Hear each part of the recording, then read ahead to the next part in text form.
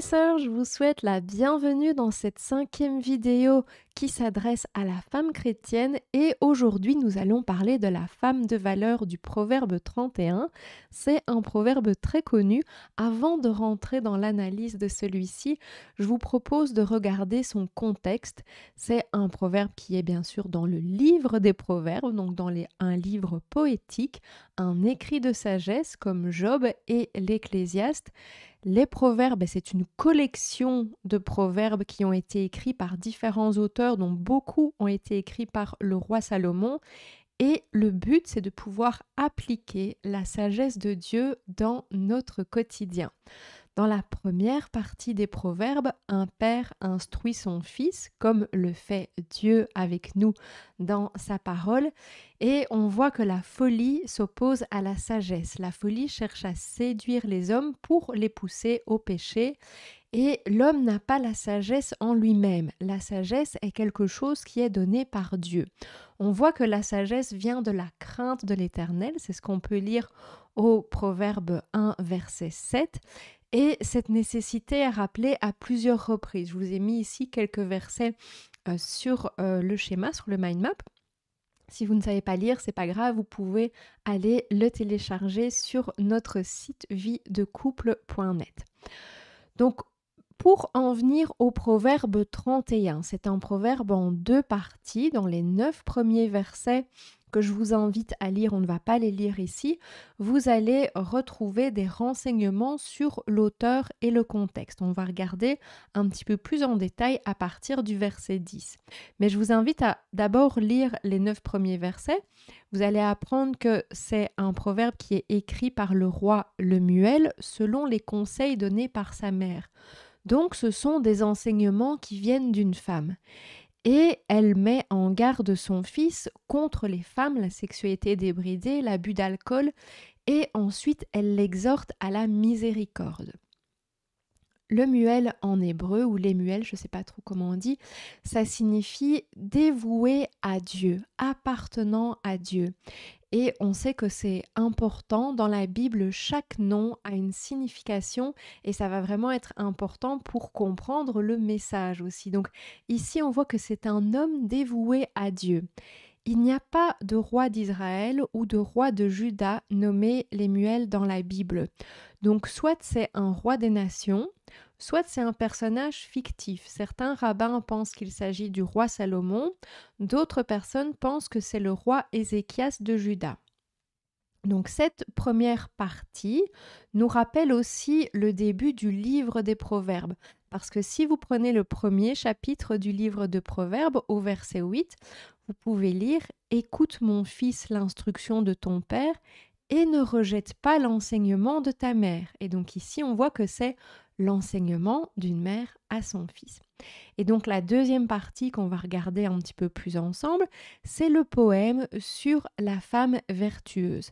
Chaque verset commence par une lettre de l'alphabet hébraïque, par ordre alphabétique. L'alphabet hébraïque contient 22 lettres et ce poème contient 22 versets. Et donc le premier verset commence par la lettre Aleph qui représente Dieu, qui représente l'unique. C'est la première lettre de l'alphabet hébreu. Et le proverbe se termine au verset 31 par la lettre Tav qui est la dernière lettre de l'alphabet hébreu et dont l'écriture primitive ressemblait à une croix. Elle représente donc l'aboutissement de la création, l'accomplissement. Ça pourrait être intéressant, bien sûr, d'analyser chaque verset en fonction de la lettre. Alors, je connais l'alphabet hébreu, mais ma connaissance s'arrête là, elle ne va pas plus loin. Donc, je n'ai pas cette compétence-là, mais je voulais quand même attirer votre attention parce que je pense que ce n'est pas un hasard. Tout a toujours un but, surtout dans la parole de Dieu. Et donc, pour moi, ça me fait dire déjà que ce poème est quelque chose d'important.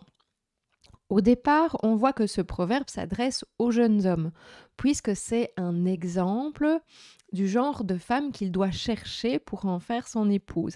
Ici, bien sûr, je vais m'adresser aux femmes, parce que, voilà, on peut nous voir qu'est-ce qu'on doit être comme épouse, mais on peut aussi voir ce proverbe de la femme vertueuse comme le portrait de l'épouse de Christ.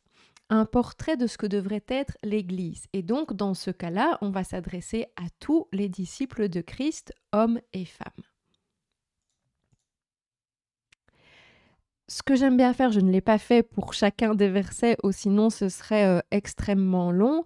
Et on en parlera dans une autre vidéo si ça vous intéresse. C'est que quand il y a un verset que j'ai envie d'étudier, je compare différentes versions. Et ensuite, je vais aller également rechercher les mots en hébreu pour mieux comprendre ce que le verset veut dire. Donc ici, le premier verset, qui est bien sûr un verset très important dans ce proverbe, c'est «Qui peut trouver une femme vertueuse? Elle a bien plus de valeur que les perles.» Donc ça, c'est la version que j'ai dans la Louis II.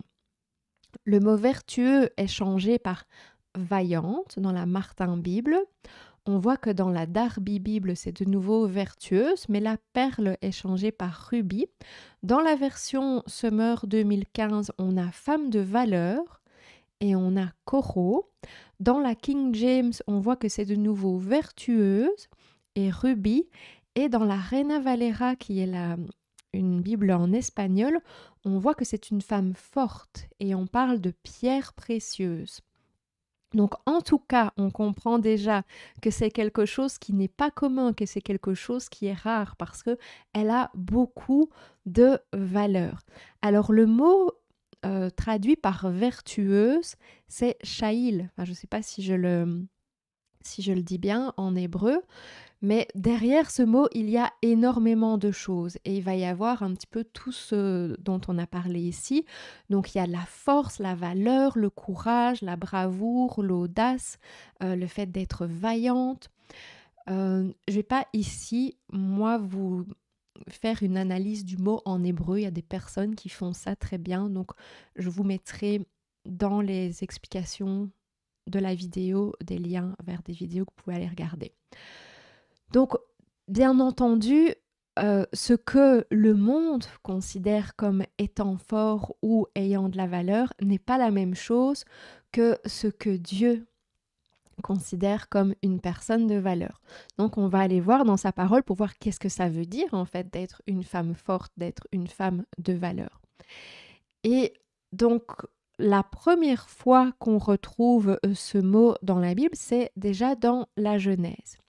Et ensuite, on va le retrouver à plusieurs endroits, mais souvent ça s'adresse à des hommes. Par exemple, dans Josué, ça va être homme vaillant, c'est les hommes qui partent au combat. Ça va être la même chose, homme vaillant de l'armée de David. Donc on voit que c'est à ce moment-là un terme militaire. Donc il y a quand même une idée de force physique et de courage derrière ce terme-là, mais vous allez voir que la force physique, bien sûr, c'est pas le plus important. On va aller voir qu'est-ce que veut vraiment dire la force. Donc, qui est vaillant pour Dieu? Si on lit Juge 6, verset 12, l'ange de l'Éternel lui apparut et lui dit: «L'Éternel est avec toi, vaillant héros.» Donc, c'est ce même mot ici pour vaillant héros. Qui est ce vaillant héros? C'est Gédéon. Et Gédéon, il disait lui-même: « Je suis le plus petit. » Donc, on voit déjà que la force est dans l'humilité. Nous ne pouvons rien avec nos propres forces. Et donc là, ça nous rappelle aussi ce que Paul nous dit dans la deuxième lettre aux Corinthiens au chapitre 12, à partir du verset 8. Et pour que je ne sois pas enflé d'orgueil à cause de l'excellence de ces révélations, il m'a été mis une écharde dans la chair, un ange de Satan pour me souffleter et m'empêcher de m'enorgueillir. 3 fois j'ai prié le Seigneur de l'éloigner de moi et il m'a dit: « Ma grâce te suffit, car ma puissance s'accomplit dans la faiblesse. Je me glorifierai donc bien plus volontiers de mes faiblesses, afin que la puissance de Christ repose sur moi. C'est pourquoi je me plais dans les faiblesses, dans les outrages, dans les calamités, dans les persécutions, dans les détresses pour Christ. Car quand je suis faible, c'est alors que je suis fort. » Une femme de valeur, c'est une femme qui puise sa force en Jésus-Christ, pas dans ses propres forces. Donc c'est pas quelqu'un qui est forcément fort physiquement ou fort mentalement elle va chercher sa force, elle va chercher son courage en Jésus-Christ pour tous les domaines de sa vie. Donc on voit l'importance de ce mot vertueux, vaillante, on pourrait encore en parler très longtemps, mais on va mieux le comprendre aussi avec toute la suite du proverbe. Alors une deuxième partie qui est importante dans ce premier verset, c'est plus de valeur que les perles. Ça nous fait comprendre que nous sommes vraiment précieuses aux yeux de Dieu. Et on peut faire le lien avec ce qu'on lit dans 1 Pierre 2, le verset 4. « Approchez-vous de lui, pierre vivante, rejetée par les hommes, mais choisie et précieuse devant Dieu. » Donc vous avez de la valeur pour Dieu, pas à cause de ce que vous faites, pas à cause de vos actions, mais parce que vous avez été purifiés par le sang de Jésus-Christ. Donc avant de passer à la suite et avant que j'oublie, je vous invite à mettre un petit pouce et à mettre des commentaires si vous appréciez cette vidéo. Donc on va aller voir la suite. Le cœur de son mari a confiance en elle et les produits ne lui feront pas défaut.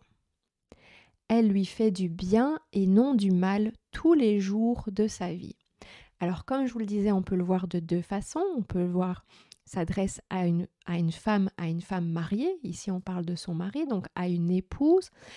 Là, je vais vous renvoyer vers la vidéo qui parle de la soumission de la femme, où on voit que le mari est la tête, donc le mari a l'autorité dans le sens de celui qui fait grandir, dans le sens de celui qui a la vision, qui est en Christ, et on a parlé de la soumission de la femme dans le sens de respecter son mari. Je vous invite à lire Éphésiens 5 et à aller voir la vidéo que j'ai faite sur la soumission de la femme. Si on part du principe que la femme vertueuse représente l'épouse de Christ, et donc là, c'est pour tout le monde, homme, femme, que vous soyez marié ou célibataire, à ce moment-là, notre mari, c'est Jésus. Comment Jésus peut-il nous faire confiance? Je vous laisse méditer quelques secondes sur ça. Dans la parole, on comprend qu'on ne peut pas avoir confiance dans notre propre sagesse, dans notre propre cœur. Donc on va prendre quelques versets ensemble. Proverbe 28, verset 26. « Celui qui a confiance dans son propre cœur est un insensé, mais celui qui marche dans la sagesse sera sauvé. » Jérémie 17, 9. « Le cœur est tortueux par-dessus tout, et il est méchant, qui peut le connaître ?» Et Jésus lui-même nous parle dans Marc chapitre 7, « Car c'est du dedans, c'est du cœur des hommes que sortent les mauvaises pensées, les adultères, les impudicités, les meurtres, les vols, les cupidités, les méchancetés, la fraude, le dérèglement, le regard envieux, la calomnie, l'orgueil, la folie. » Si nous restons dans la chair, Jésus ne peut pas nous faire confiance. Il peut nous faire confiance parce que nous avons son esprit en nous. Donc, pour savoir si on a son esprit, évidemment, on va se poser la question de où est-ce que je mets le plus mon énergie? Est-ce que c'est dans les choses du monde, dans les choses de la chair, dans le plaisir? Ou est-ce que je cherche à vivre par l'esprit? Est-ce que je cherche à faire la volonté de Dieu? Romains 8, Paul nous dit « Si vous vivez selon la chair, vous mourrez. Mais si par l'esprit vous faites mourir les actions du corps, vous vivrez, car tous ceux qui sont conduits par l'esprit de Dieu sont fils de Dieu. » Dans la suite du verset, nous lisons « Et les produits ne lui feront pas défaut.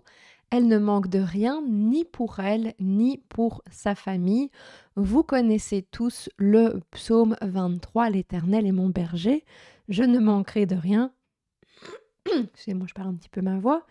Et le psaume 34, « Craignez l'Éternel, vous ses saints, car rien ne manque à ceux qui le craignent. » Et Jésus lui-même, dans le Sermon sur la montagne, nous dit: Ne vous inquiétez donc point et ne dites pas: Que mangerons-nous? Que boirons-nous?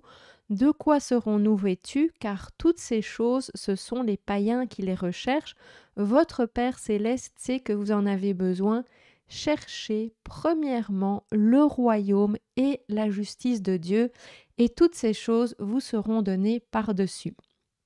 Et dans Philippiens, et mon Dieu pourvoira à tous vos besoins selon sa richesse avec gloire en Jésus-Christ. Donc la femme de valeur ne manque de rien parce qu'elle recherche le royaume de Dieu. Son mari a confiance en elle et elle a pleinement confiance en lui. Le mari a le rôle de pourvoir aux besoins du foyer, pas seulement matériel, mais aussi affectif, spirituel. Et son épouse lui fait confiance. Elle sait qu'il va répondre à ses besoins. Elle s'appuie sur lui. Elle n'essaye pas de répondre à tous ses besoins toute seule. Dieu pourvoit toujours. Donc ça fonctionne que nous le voyons comme une épouse, donc une femme mariée, ou que nous le voyons comme l'épouse de Christ, parce que Christ va toujours pourvoir. Peut-être pas comme on le pense, peut-être pas pour ce qui est superflu, mais il pourvoit pour le nécessaire. C'est ce que nous promet la parole: manger, dormir, se vêtir. Jésus est notre bon berger et donc en tant que brebis, nous ne devons pas nous inquiéter de ce que nous allons manger. Elle lui fait du bien et non du mal tous les jours de sa vie. Alors elle lui fait du bien, donc ça veut dire que elle cherche à venir en aide à son mari, elle va écouter ses besoins, et c'est la même chose si on le prend au niveau de l'épouse de Christ. Bien entendu que Jésus n'a pas besoin de notre aide, mais quand nous aidons les autres, nous aidons Jésus en même temps. Dans Matthieu 25, au verset 40, il nous dit: Je vous le dis en vérité, toutes les fois que vous avez fait ces choses à l'un de ces plus petits de mes frères, c'est à moi que vous les avez faites. Et il parle de donner à manger, à boire, vêtir, visiter les malades, les prisonniers. Alors, c'est quoi faire du bien? Il nous l'explique dans Matthieu 7, tout bon arbre porte de bons fruits, mais le mauvais arbre porte de mauvais fruits. Et c'est quoi du bon fruit?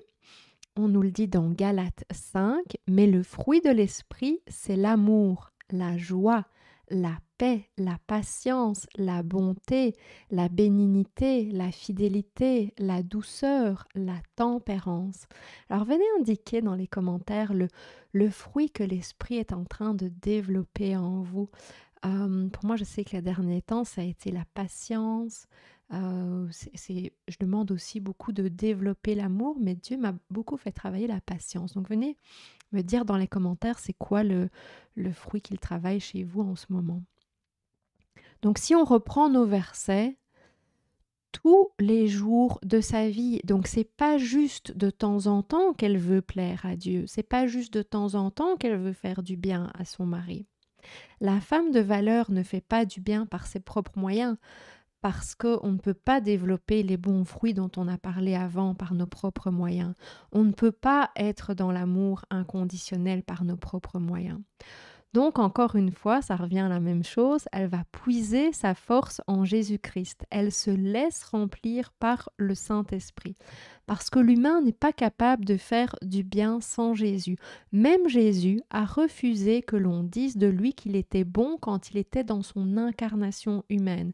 Dans Marc 10 au verset 18, Jésus lui dit: « Pourquoi m'appelles-tu bon? Il n'y a de bon que Dieu seul. »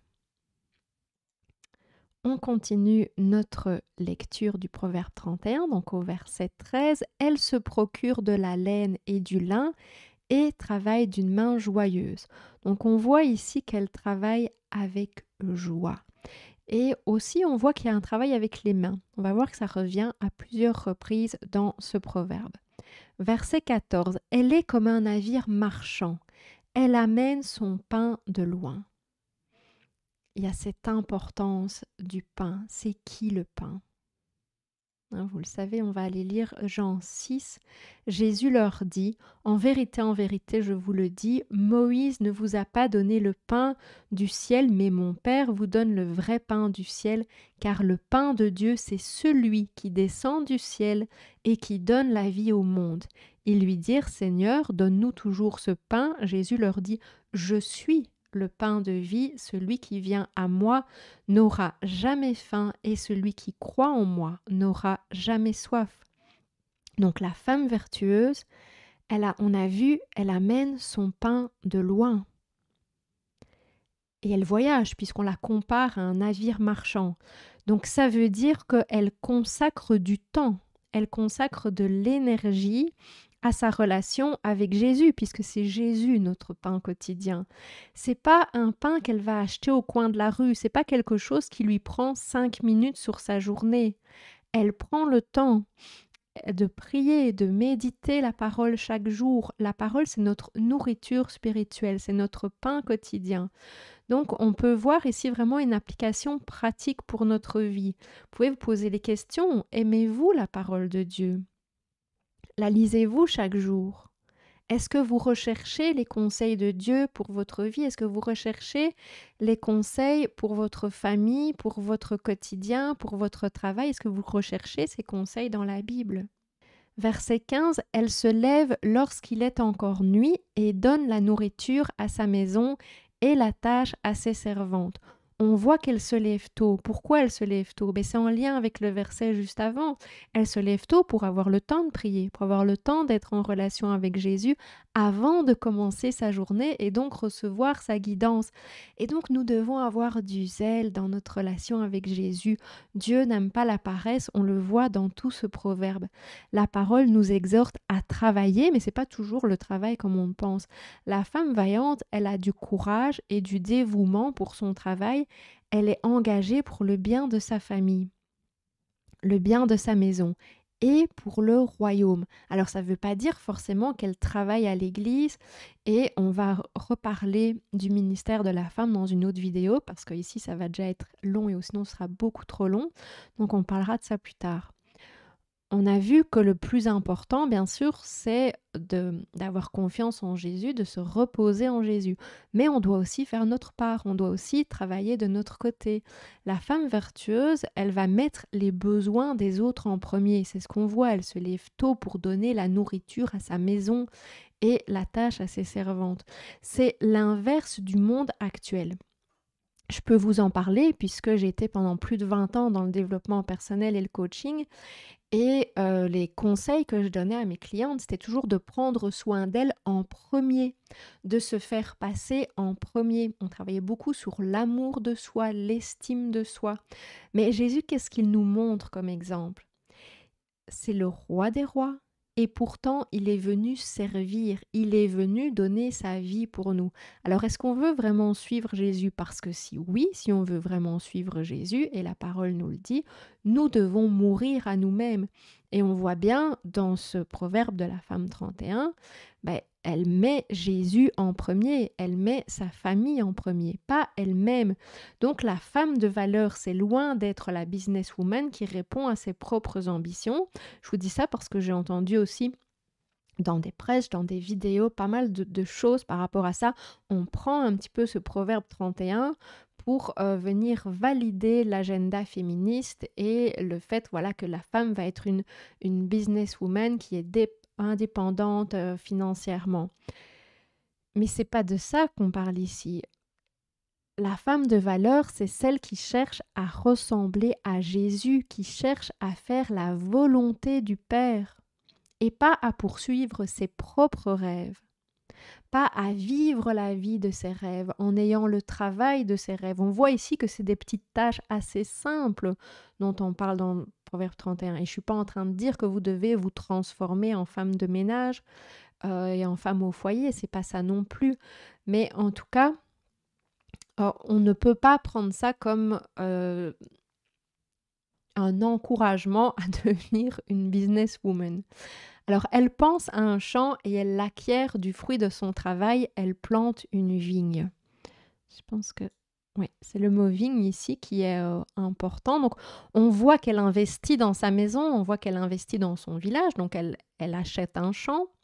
Donc on peut se dire qu'elle a peut-être un revenu, mais le verset ne dit pas, et surtout à cette époque-là, que la femme achète un champ sans en parler à son mari, avec son propre argent, parce que c'est des choses que j'ai entendues aussi. Donc c'est pour ça que je me permets de le préciser.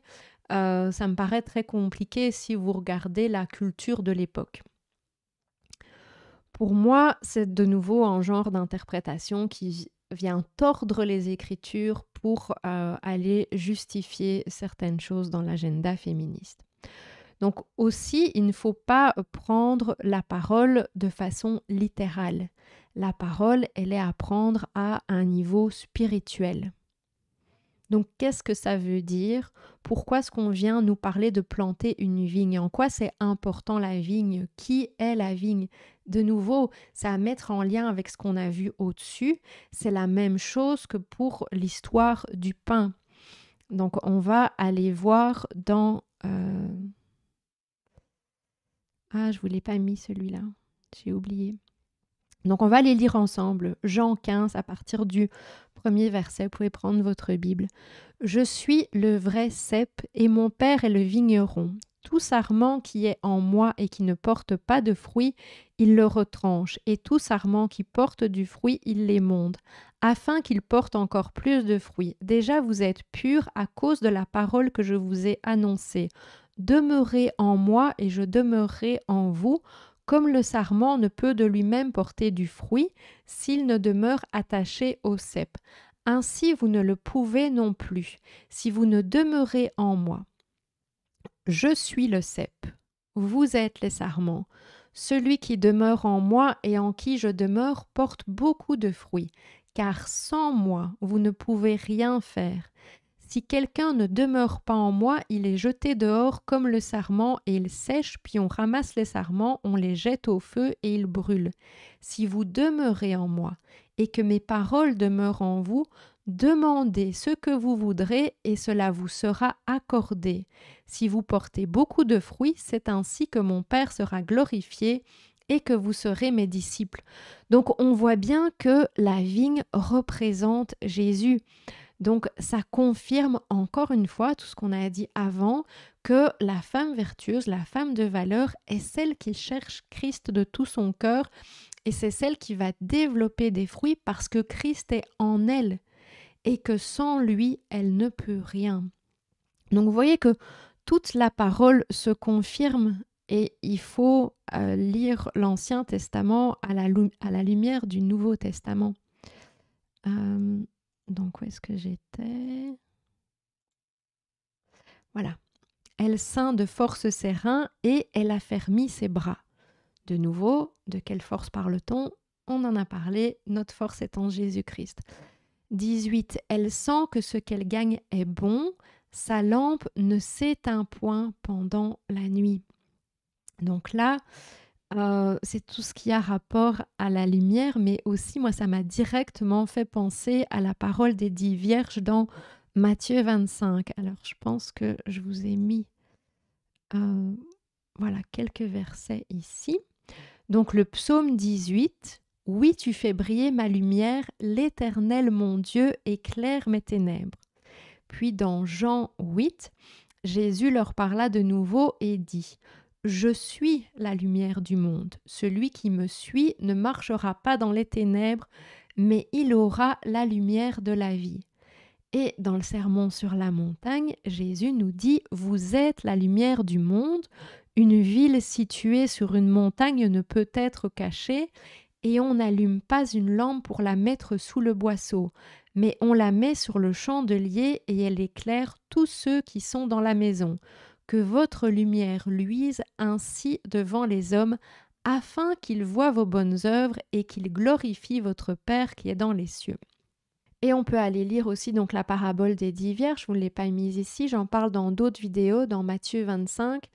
Je vous invite à aller la lire.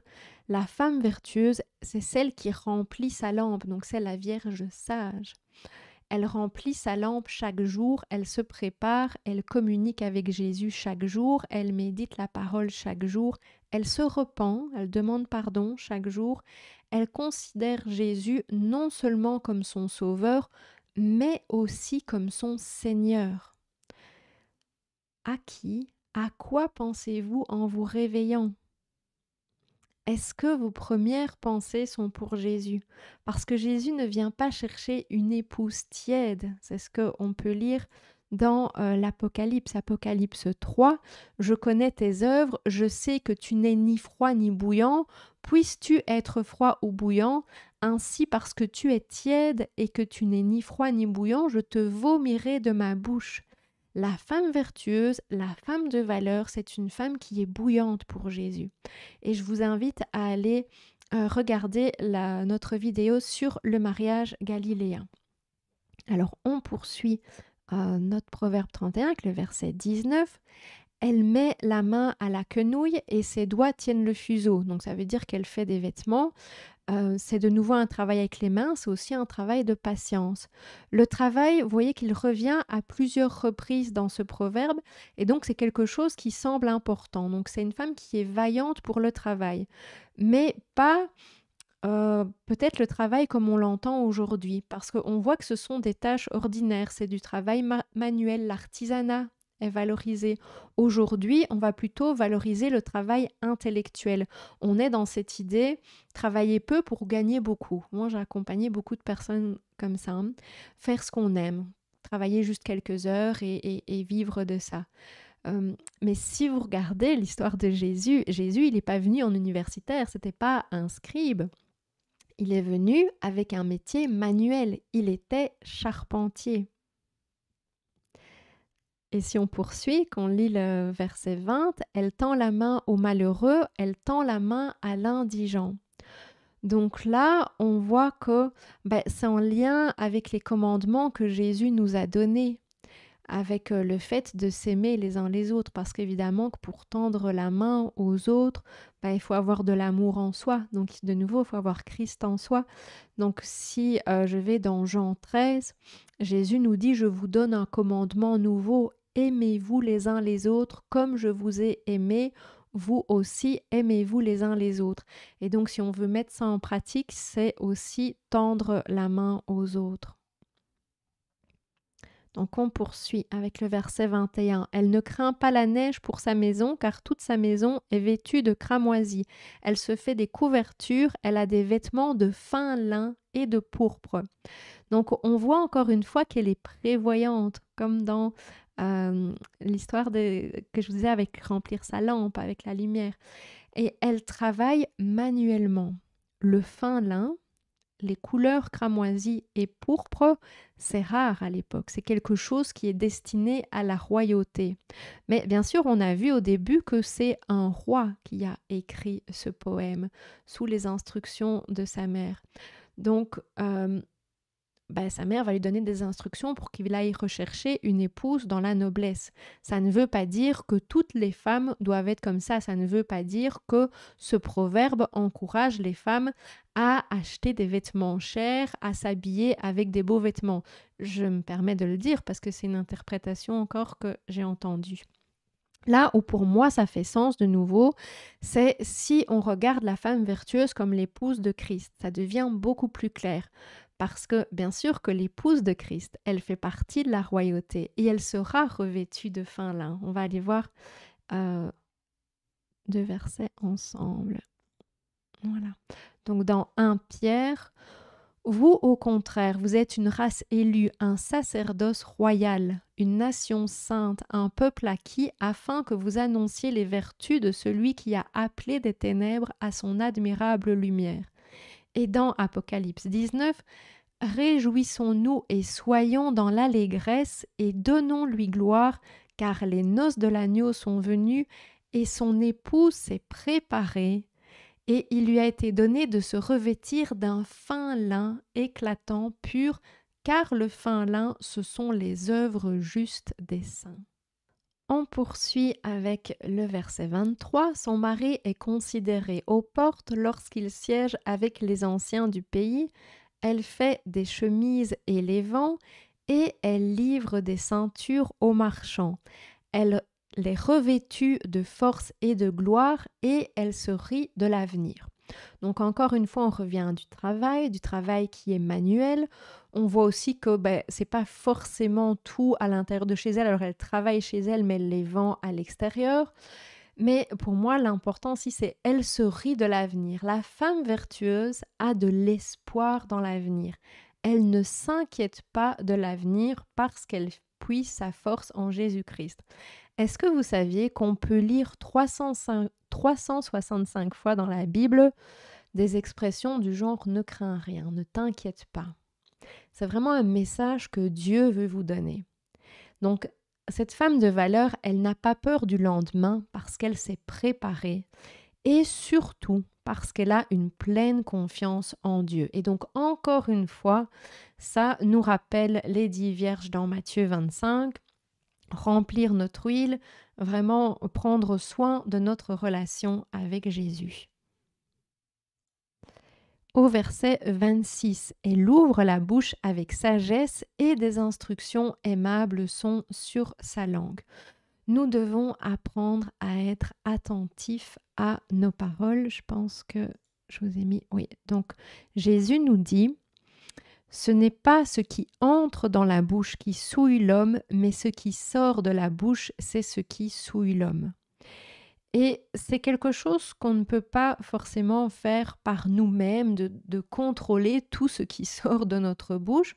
Nous devons demander la sagesse à Dieu. Et d'ailleurs, on peut le lire dans Jacques 1, verset 5. « Si quelqu'un d'entre vous manque de sagesse, qu'il la demande à Dieu, qui donne à tous simplement et sans reproche, et elle lui sera donnée. » Alors, si je reviens ici au verset 27, elle veille sur ce qui se passe dans sa maison et elle ne mange pas le pain de paresse. Et vous allez voir, voilà, tous ensemble, c'est de nouveau la même chose que ce qu'on a lu avant. Elle veille, elle observe avec attention ce qui se passe pour son mari, pour ses enfants, et elle va prier pour le bien de sa famille. Elle va remettre au Seigneur tout ce qu'elle observe, tout ce qu'elle voit, tout ce qu'elle entend. Donc, encore une fois, ça fait le lien avec ce qu'on a lu plus haut. Elle n'est pas paresseuse, elle se lève tôt pour avoir le temps de prier et de recevoir la guidance de Jésus-Christ. Alors, verset 28.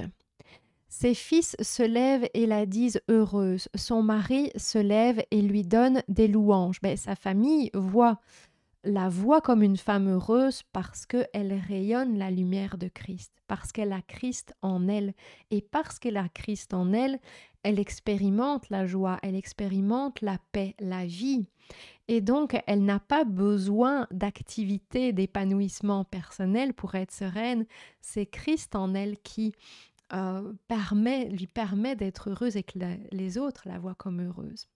Verset 29, plusieurs filles ont une conduite vertueuse, mais toi, tu les surpasses toutes. Alors, on peut avoir une conduite vertueuse dans le sens de faire beaucoup de bonnes actions, excusez-moi, de faire des bonnes œuvres.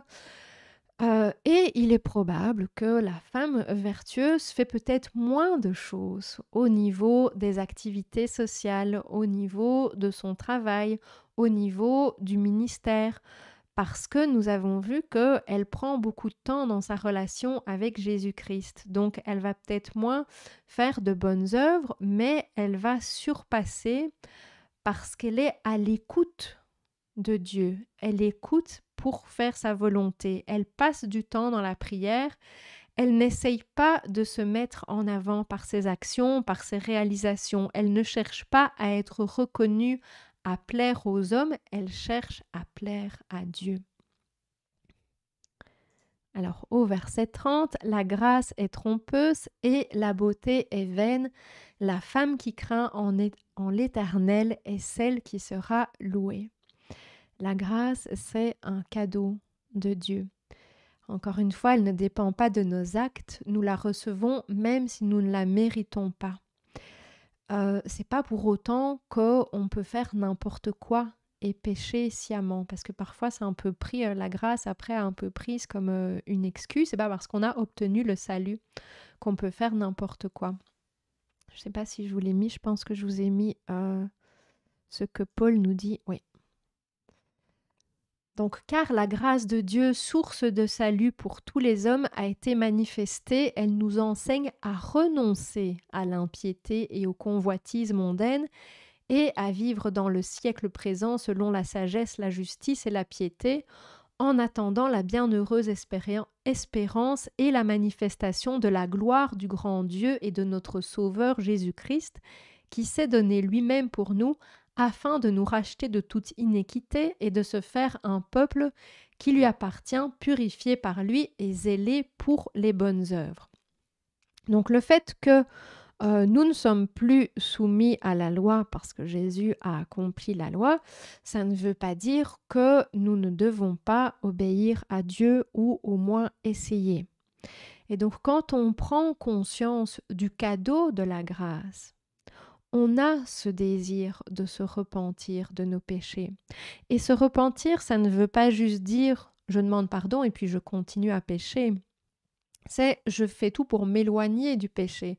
Parce que quand il y a une vraie repentance, de toute façon, l'Esprit en vous, Christ en vous, a faire que ce que vous aimiez avant, vous ne l'aimez plus maintenant. Et donc, vous allez automatiquement vous éloigner de ce péché. Et vous allez rechercher la sanctification. Alors, je ne dis pas que pour autant, vous ne pécherez plus jamais, on reste humain. Mais quand on pêche, on s'en rend plus facilement compte et ça nous attriste parce que on veut de tout notre cœur essayer de respecter la parole de Dieu. Donc si je reviens sur ce verset, il nous dit que la beauté est vaine. Il y a beaucoup de choses très belles sur cette terre, mais Salomon nous le dit dans l'Ecclésiaste. Il nous dit « tout est vanité sur cette terre ». Donc oui, il y a des belles choses et Dieu les a faites pour nous, nous pouvons en profiter, mais gardons nos yeux fixés sur Jésus-Christ et son royaume, parce que nous sommes ici en voyage. Et la femme de valeur, elle sait qu'elle n'appartient pas à ce monde. Et d'ailleurs, Pierre nous dit « Bien-aimés, je vous exhorte comme étrangers et voyageurs sur la terre, à vous abstenir des convoitises charnelles qui font la guerre à l'âme. » Donc nous sommes des étrangers, des voyageurs sur la terre. Alors,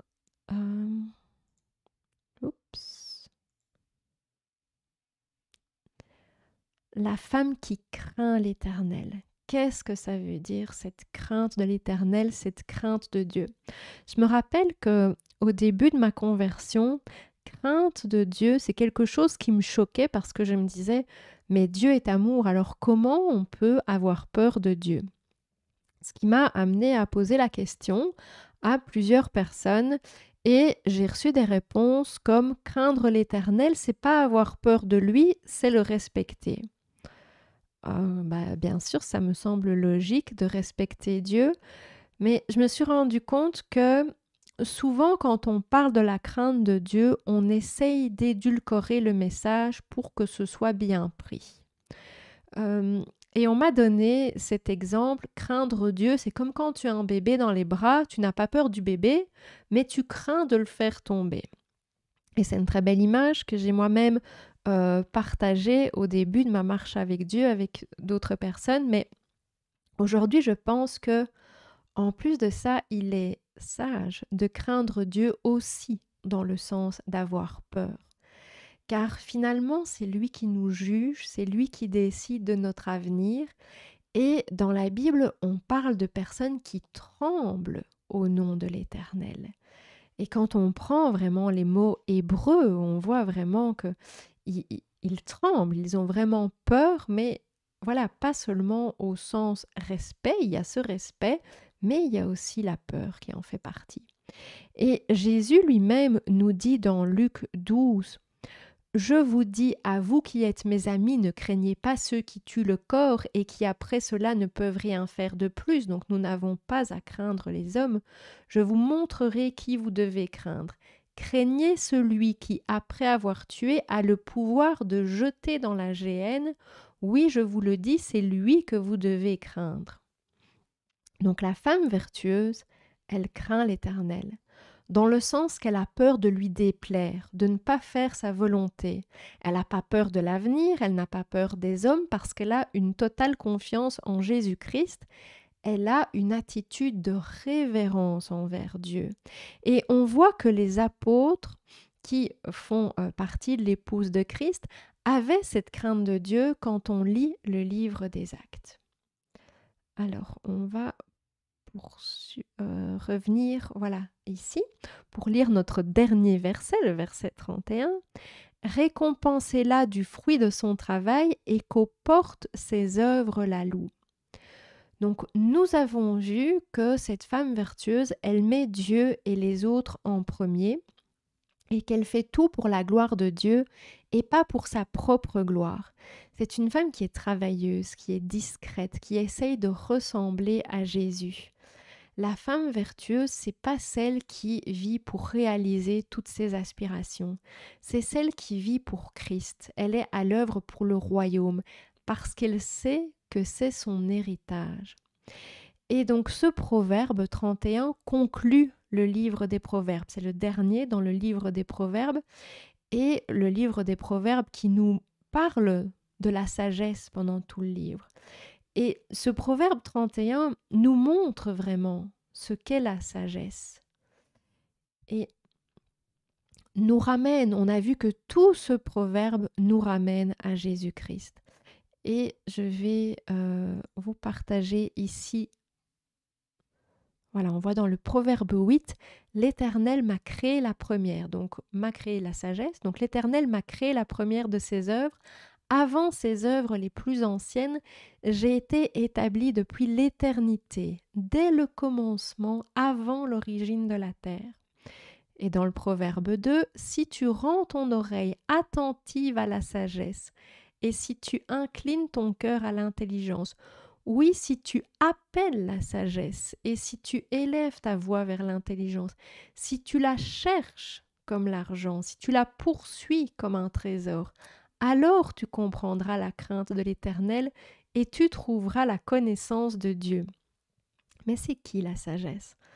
Dans Jean 14, 6, verset très connu, Jésus lui dit « Je suis le chemin, la vérité et la vie, nul ne vient au Père que par moi. » La femme vertueuse, c'est celle qui cherche la sagesse. Et la sagesse, c'est Jésus-Christ. Donc c'est celle qui cherche Jésus, c'est celle qui veut l'écouter, qui veut lui obéir. On peut aussi faire un lien entre... je vais peut-être revenir sur... Voilà. On peut aussi faire un lien entre le proverbe 31 et le livre de Ruth, qui, Ruth est aussi appelée une femme de valeur. Et dans le canon hébraïque, ce livre est le livre qui suit les proverbes. On en parlera une autre fois. Ça peut être intéressant de faire le lien, mais ce serait beaucoup trop long de le faire aujourd'hui. Donc on voit qu'en lisant un proverbe, on peut quand même aller rechercher des choses concrètes pour notre vie. Et c'est important de se poser des questions pour faire le lien et pour voir comment on peut mettre en pratique ce qu'on vient de lire dans notre quotidien. Donc je vais vous donner quelques questions. Vous pourriez par exemple vous dire quels sont les versets qui ont attiré mon attention en premier. Qu'est-ce qui m'a parlé? Qu'est-ce que j'ai aimé? Et puis, qu'est-ce qui m'a dérangé à la première lecture? Pourquoi? Quelle est la différence entre la femme de valeur qui m'est présentée ici dans ce proverbe 31 et la vision de la femme dans le monde? Qu'est-ce que cette femme vertueuse, elle a en commun avec moi? Et qu'est-ce qu'elle a de différent avec moi? Qu'est-ce que ça m'apprend sur mon comportement en tant qu'épouse, si vous êtes mariée, ou sur votre identité en tant qu'épouse de Jésus-Christ? Qu'est-ce que Dieu veut m'enseigner à travers ce passage? qu'est-ce que je peux concrètement mettre en pratique dans ma vie? Voilà, en ayant lu ça, en ayant réfléchi à ces différentes questions, qu'est-ce que je peux en tirer et qu'est-ce que je peux mettre en pratique dans ma vie? Et le but, en réfléchissant à ces questions, c'est pas de vous culpabiliser parce que vous dites: «Oh là là, je lui ressemble pas du tout, je suis très loin de ça». L'idée, voilà, c'est simplement de pouvoir, s'examiner, de pouvoir réfléchir et puis, bien sûr, ce n'est pas elle le modèle idéal, ce n'est pas elle l'exemple. Notre modèle, ça reste bien sûr Jésus-Christ. La femme du Proverbe 31, elle est l'image de l'épouse de Christ, de cette Église glorieuse, sans tache, ni ride, ni rien de semblable, mais sainte et irrépréhensible, dont Paul nous parle dans Éphésiens 5. Et donc pour moi, ça fait le lien avec ce que je vous ai dit dans la vidéo sur la soumission de la femme. Donc je vous invite à aller relire aussi Éphésiens 5 et aller voir peut-être cette vidéo si vous ne l'avez pas encore vue. On l'a répété plusieurs fois, mais je vais encore le dire, ce ne sont pas nos actes, ce n'est pas par nous-mêmes que l'on peut devenir saint, ce n'est pas par nous-mêmes que l'on peut devenir irrépréhensible, c'est Christ qui peut nous changer, c'est Dieu qui peut transformer notre cœur. Et quand on fait cette réflexion, on sait que Christ nous aime, il l'a prouvé sur la croix. Donc quand on s'examine avec ce genre de proverbe, c'est pour voir où en est notre amour à nous. Notre amour pour notre conjoint, si nous sommes mariés, et notre amour pour Jésus-Christ. Est-ce qu'on peut le constater au quotidien? Parce que Jésus, lui, il a donné la plus grande preuve qu'il pouvait donner. Mais nous, où on en est dans notre amour pour lui? Et où vous en êtes dans votre relation avec votre conjoint, dans votre couple? Comment s'exprime votre amour pour votre conjoint, pour votre famille? Parce que je ne peux pas être une bonne épouse pour Christ si je ne suis pas une bonne épouse pour mon conjoint. Donc on parlait de la préparation, cette femme de valeur, cette femme vertueuse, elle se prépare et donc notre mariage terrestre est aussi une préparation à notre mariage avec Jésus-Christ. Ouais, je vous invite à relire vraiment ce proverbe à votre aise et puis à prier à partir de ce proverbe et je vais terminer en priant pour vous. Père, je te prie pour les femmes qui écoutent cette vidéo, qu'elles puissent prendre conscience de la valeur qu'elles ont à tes yeux et de leur héritage. Nous sommes tes filles, nous sommes précieuses à tes yeux. Apprends-nous l'humilité, apprends-nous à accepter notre vulnérabilité, car c'est quand nous sommes faibles que nous sommes fortes. Que nous puissions puiser notre force en Jésus-Christ en tout temps et dans tous les domaines de notre vie. Nous te remercions car tu es un Père qui répond à tous nos besoins. Nous ne manquons de rien. Tu pourvois toujours car nous recherchons ton royaume et ta justice en premier. Remplis-nous de ton Saint-Esprit chaque jour pour que nous puissions développer de bons fruits, que nous puissions avoir l'amour de ta parole et l'envie de la méditer chaque jour, que nous puissions renforcer notre relation avec notre Seigneur Jésus-Christ par la prière quotidienne, l'écoute et l'obéissance, que nous puissions être vaillantes dans la prière, dans notre ministère, dans notre travail, dans la gestion de notre maison. Parce que nous sommes en Jésus-Christ, nous ne craignons rien. Nous sommes préparés pour l'avenir. Nous avons une totale confiance en toi, Seigneur.